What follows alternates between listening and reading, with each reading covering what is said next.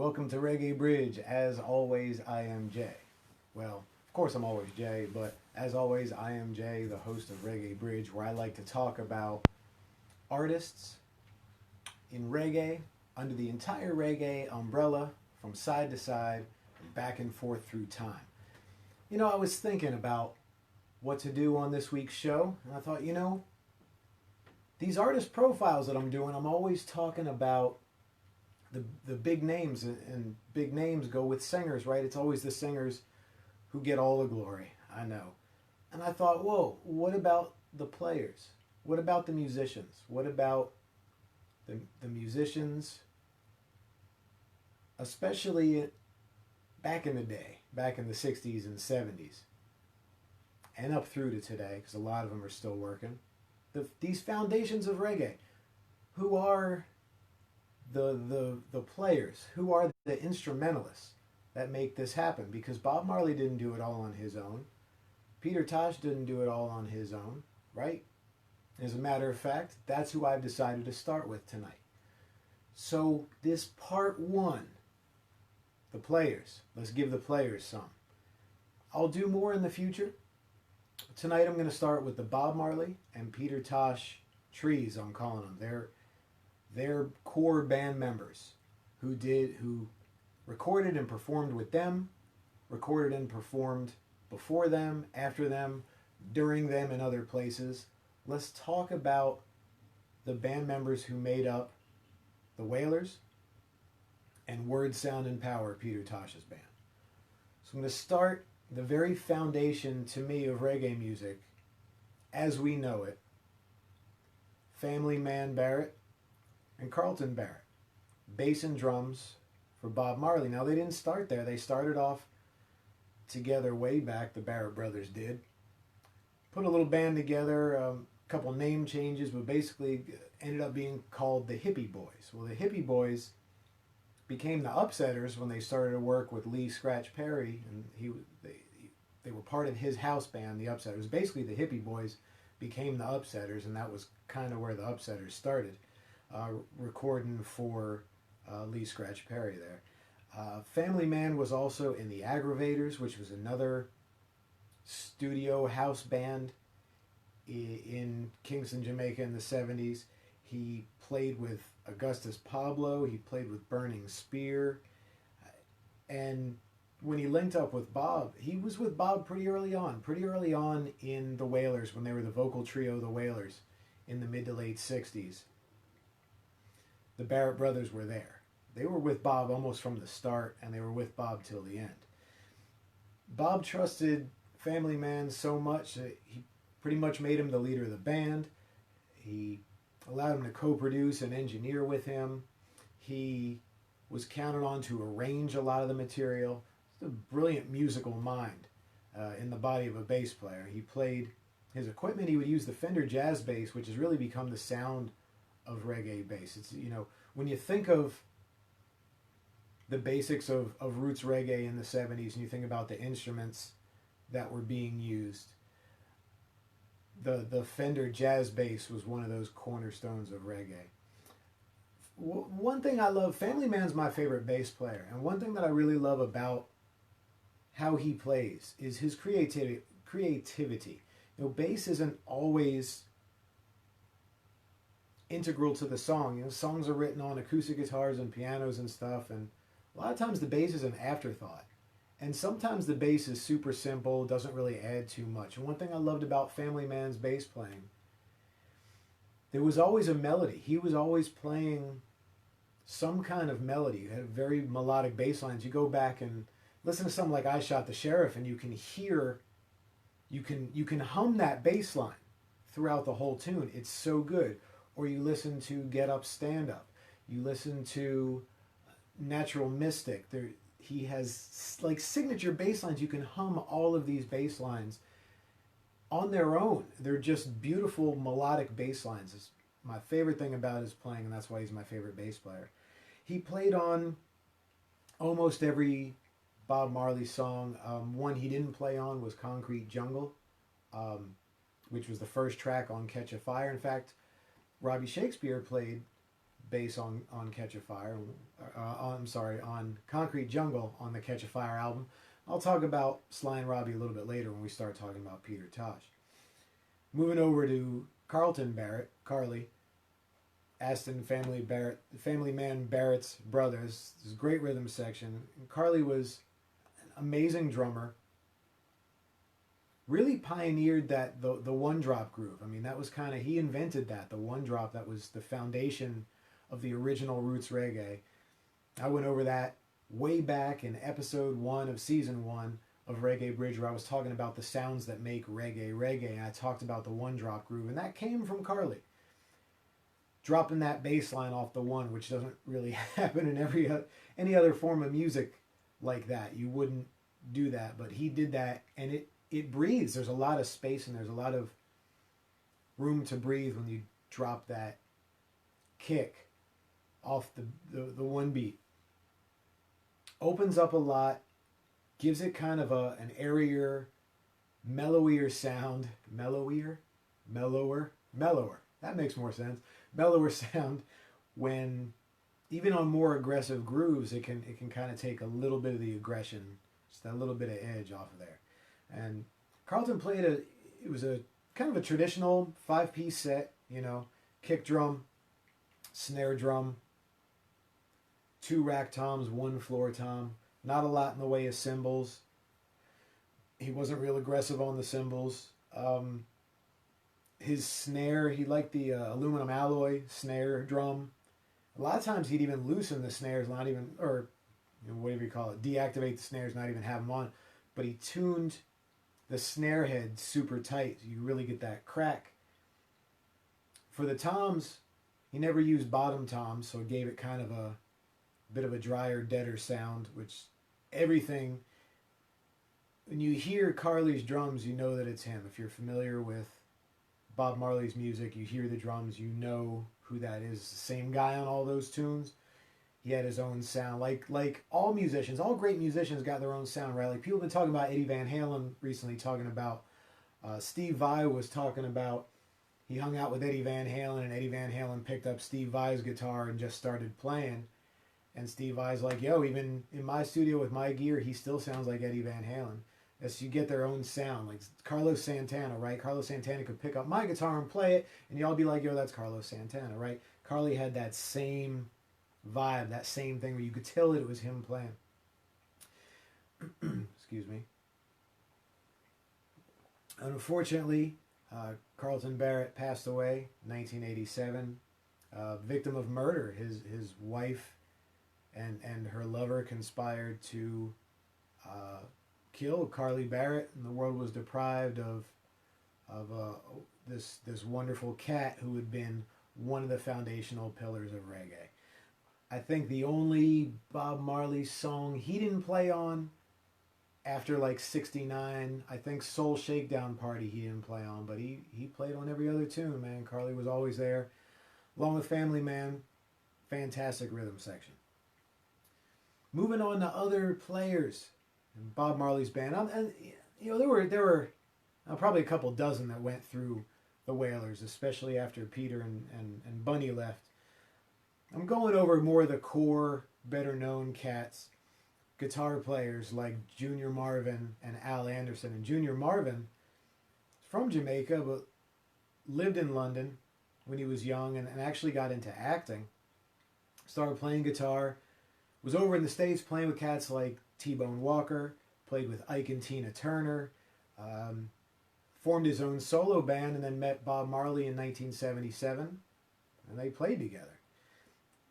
Later on, after Bob's passing, Junior Marvin went back to making solo albums and linked up with Al Anderson in 2008 to form what's called the original Wailers now, which is some of the surviving members and some newer members playing Bob's material. And Junior Marvin was in there from 2008 to 2011, left, and continued to be a solo artist ever since. Al Anderson grew up, was American, was from New York, grew up in the States, went to the Berklee College of Music, he's a very accomplished musician, went there at the same time as guys like Al Di Meola and Pat Metheny from the jazz world, the jazz guitar player world. So he was there right at the same time as those guys. He met up, it was in 1974, they asked him to record some lead guitar on Bob's Natty Dread album. That was the first time that Al Anderson was introduced to Bob Marley. Played lead guitar on there. Went on to play with him until 76 when he left to join the Word, Sound and Power band, Peter Tosh's band. Played on Legalize It and Equal Rights, the Peter Tosh albums. Toured with Peter Tosh and the Word, Sound and Power band. Went back to Bob Marley and the Wailers, did Survival and Uprising with them. He's also played with Ben Harper. He's played with Lauryn Hill. Played in Steven Seagal. Steven Seagal's got a band or an album or something. And Al Anderson played on that. And as I mentioned with Junior Marvin, started the original Wailers in 2008. He's been with them ever since. While technically not an original Wailer, since he wasn't there back in the late 60s, he is the only member who actually played with Bob Marley to still be with the original Wailers, but still a great band. You get a chance to check them out. Tyrone Downey, Earl Wyalindo were Bob's main keyboard players. Tyrone Downey played with the Soul Syndicate house band. He joined Bob for the Rastaman Vibration album and then left to join Black Uhuru. Played with Tosh, played with Spear, played with Buju Banton, Beanie Man, Sly and Robbie. Played with the Tom Tom Club, which was some of the members of Talking Heads, the Tom Tom Club band that they formed. Played some with them, and still playing today. He plays with Youssou N'Dour. He lives in France, plays with Youssou N'Dour, so he's still playing today. Wyalindo started young with Tommy McCook and guys like that way back in the ska era in Jamaica. Joined the Studio One band, Coxsone Dodd's band, so backed up a lot of musicians in that era. He toured on the very first tour with Bob Marley and the Wailers after Catch a Fire. So he joined them, went on that tour, and then played on Burnin' the next album. Left and played with Taj Mahal. So a lot of these musicians, what you'll find is they played with all kinds of different people, not just reggae. Although a lot of them played with a lot of different reggae artists. Definitely that whole scene, very very family oriented, very playing with all these different cats. But a lot of them played with other artists. I've mentioned Junior Marvin playing with Ike and Tina Turner, and Wyalindo played with Taj Mahal, so well-known blues artist. So a lot of different people that he played with. Went back to Bob Marley, was on the Babylon by Bus live album, played on Survival and Uprising, and he was also part of the original Wailers that was formed in 2008, but sadly Wyalindo passed away in 2017. Alvin Seco Patterson was Bob's percussionist pretty much throughout the whole Bob Marley and the Wailers years as we know it. This cat was a little bit older than the other guys. He didn't start off as a musician. He started off mining bauxite. It's a major Jamaican industry. Bauxite turned into aluminum. And he was a miner. And he played percussion on the side with some calypso and mento groups. And he's the guy who actually took the Wailers in like 64 or 65, took them to Studio One to meet Cox and Dodd, where they auditioned for him. They didn't really pass the audition at first, but later they would go on to start making some recordings. But Alvin Seco Patterson is the man who brought them there. So he was still doing his thing on the side, but he was still a bauxite miner. He was involved in an accident. Bob came to him and said, "Man, quit doing that stuff. Let's get you some more work in music, in the music world." So he started playing with other people. And Bob Marley and the Wailers hit the road. Well, he went with them mostly as a roadie. He kind of started as a roadie for those first couple tours, first couple albums, and then especially after Peter and Bunny left the Wailers, Seco was a full-time band member from then on, playing percussion. It was real simple what he did, real inventive, though. He didn't overplay. He knew there's something about musicians where they just know exactly what to fill in. They're not just playing what they want to play. They're not just playing what they think is going to sound cool, right? They're fitting in their space in the song. And in reggae, this is extremely important. It might not be as important in rock, where everybody could go 100 miles an hour. But reggae is like a puzzle, and everybody got to fit their piece in the puzzle. And Seco Patterson was the best at that when it came to percussion. All the different things he did, whether he was playing congas or playing, glass bottles, whatever he was doing, it fit right in. He continued to play until 1990. He suffered some health issues, and he's pretty much retired from music since then. Every once in a while he pops up, plays on a Bob tribute or something, but pretty much retired from the music industry, unfortunately. A heck of a percussionist. Earl China Smith was another guitar player that played with Bob, and I kind of put him in here because of how many other famous bands, mostly house bands he played, from Soul Syndicate, where he played for Duke Reed, among a lot of other producers, to the Aggravators, which was Bunny Lee's house band, to the Upsetters, which I mentioned earlier, Lee Scratch Perry's house group, all the way up through playing with Ziggy Marley and the Melody Makers, when that band was first getting going. China Smith, has been playing lots of people forever, still playing. Those are the main Bob Marley and the Wailers musicians that I wanted to get to. We'll move on now to Peter Tosh's band, Word, Sound, and Power. The core of that, the beginnings of that, was Sly and Robbie. Now, Sly and Robbie, you can't say too much about Sly and Robbie. It's impossible. It's also impossible for me to say enough about Sly and Robbie, because their fingerprints have been all over reggae since the late 60s, but especially the 70s. The 70s, the 80s, the 90s, today, and it goes way beyond reggae too. So let me slow down and go in order. Sly Dunbar, influenced by drummers like Lloyd Knibb from the Scottalites and Carly Barrett from the Wailers. Robbie Shakespeare, influenced by guys like Family Man, and a member of the Aggravators house band. Well, Sly and Robbie got together in the Revolutionaries, which was Channel 1 Studios house band that backed a lot of artists. And over the years, they've recorded and toured with so many different artists, but with Peter Tosh there in the mid-70s, and these are the guys, they started that Rockers groove. We were talking about Carly Barrett, how the one drop was all him. Well, Rockers was all Sly Dunbar, man. And really, it's just a more aggressive beat. It's throwing that kick back in to what was the one drop. You throw the kick back in at the one, and now it's different. It's a more aggressive sound, and it's what most modern reggae really is. There's not a whole lot of true one drop roots reggae around. There are some bands doing that, but including Street Level Uprising, we use Rockers beats a lot more than we use one drop beats, and a lot of us have Sly Dunbar to thank for that. So the Rockers drum groove, Sly and Robbie. Some of the originators of dub, Sly and Robbie. People to get in on the beginnings of digital production, Sly and Robbie. Electronic production, Sly and Robbie. Funk albums, funk tunes, Sly and Robbie. In the 80s, that digital production that they were doing, the electronic stuff, was way ahead of its time. In the 90s, they're all over the dance hall sound. What we know as modern dance hall, a lot of that goes back to Sly and Robbie and their production.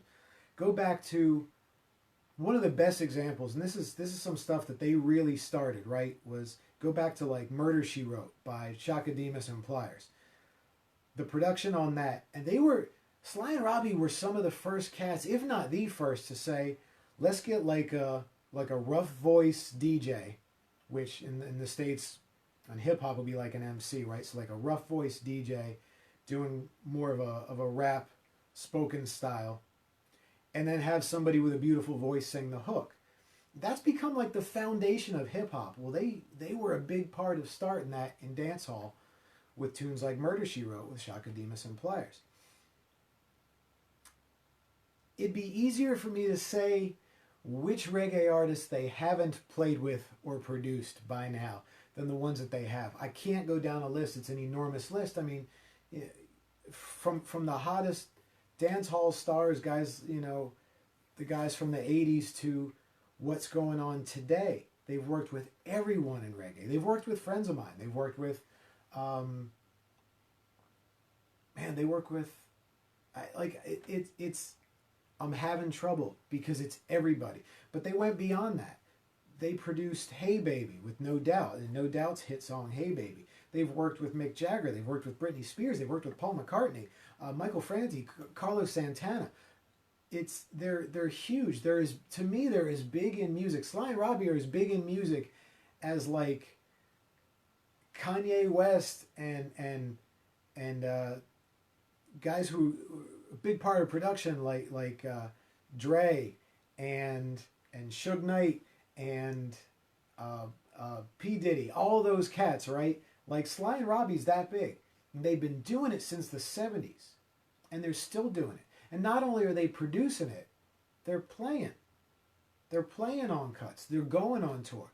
They're doing everything. I don't know how they have any time to do anything other than play music, because it seems like they're everywhere. This is like the hardest working duo I could ever possibly imagine. I consider myself a pretty hard-working cat. With Sly and Robbie, it's like, I don't know, do y'all sleep? Like, ever? Is there ever any sleep going on there? Because it's crazy.